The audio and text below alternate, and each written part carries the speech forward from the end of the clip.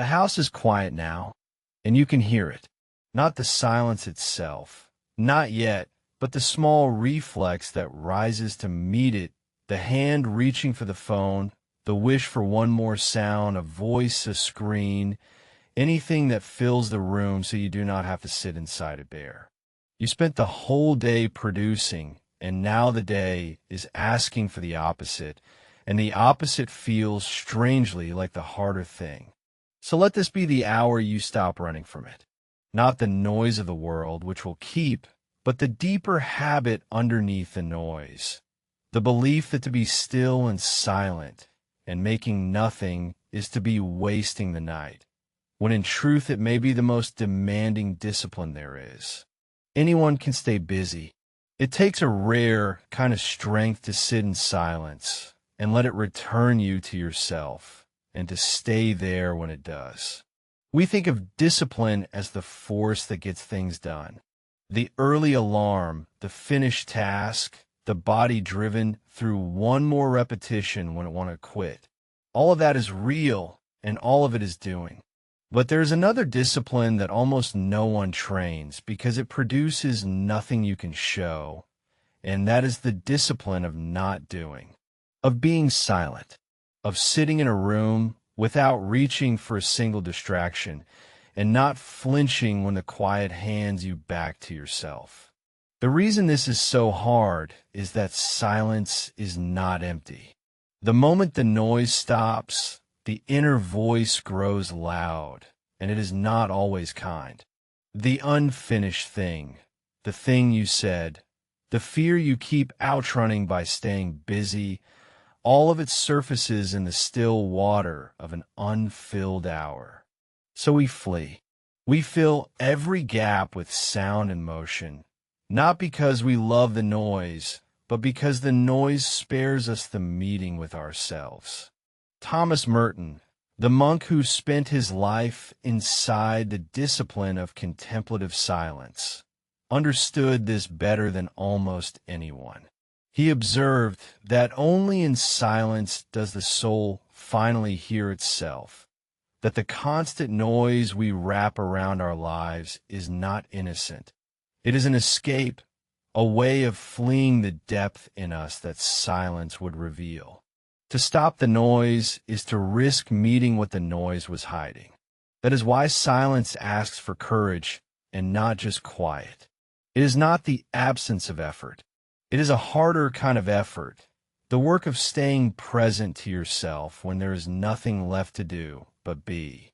The Zen tradition gave this discipline a name and a posture.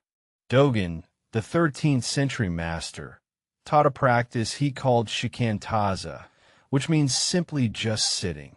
Not sitting in order to achieve calm. Not sitting in order to fix yourself or arrive at some breakthrough. Not even sitting in order to become enlightened. Just sitting with no goal at all, letting the thoughts rise and pass like weather across a sky that does not chase the clouds and does not hold them. The whole genius of it is that there is nothing to produce. The achievement is the staying. And anyone who has tried to sit even 10 minutes without reaching for something knows how strangely hard that is. And long before the productivity of our age, the monks had already built silence into the shape of the day. They closed it with an office called compline, the last prayer of the night, the deliberate descent into stillness before sleep.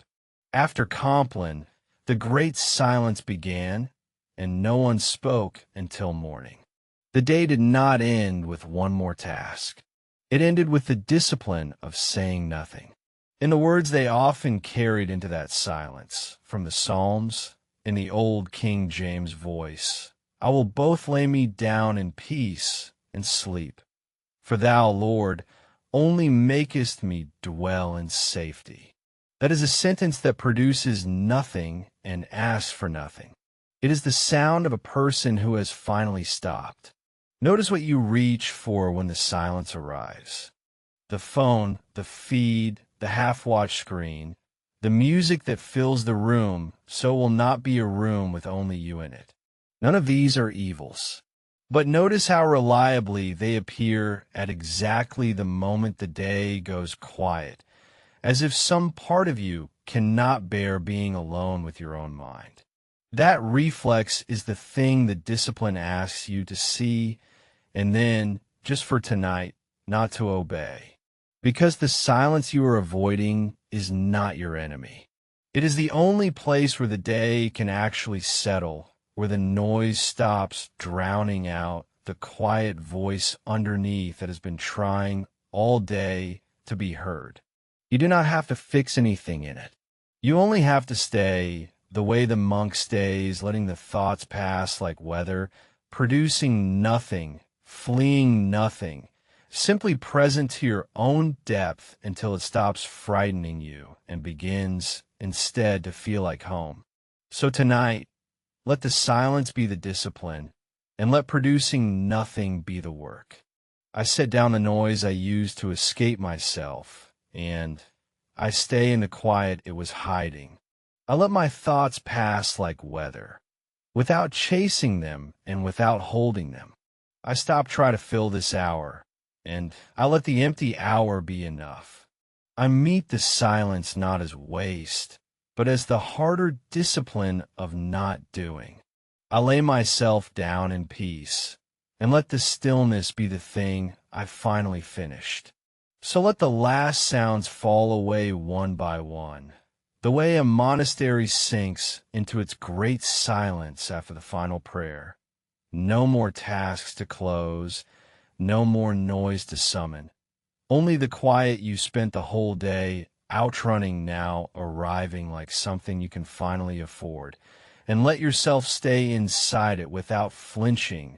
A person who has learned that being still and making nothing is not the absence of discipline, but its most demanding form. The soul at last allowed to hear itself the way Merton said it only can in silence, the thoughts drifting past like weather across a sky that neither chases nor holds.